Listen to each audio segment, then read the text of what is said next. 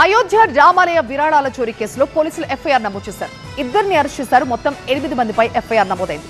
విరాళాల లెక్కింపు బాధ్యతను చూస్తున్న అనుకల్ప్ మిశ్రాను కూడా అరెస్ట్ చేశారు.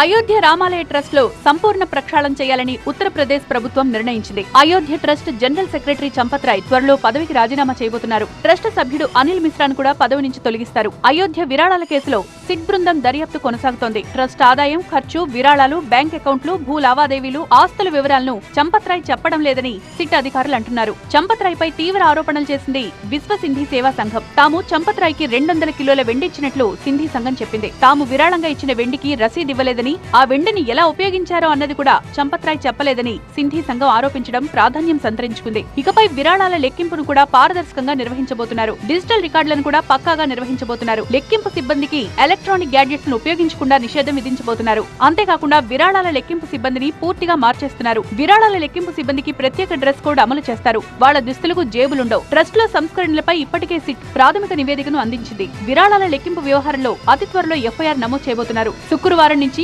అయోధ్య ట్రస్ట్ లో 2వ విడత సిట్ విచారణ కొనసాగుతుంది.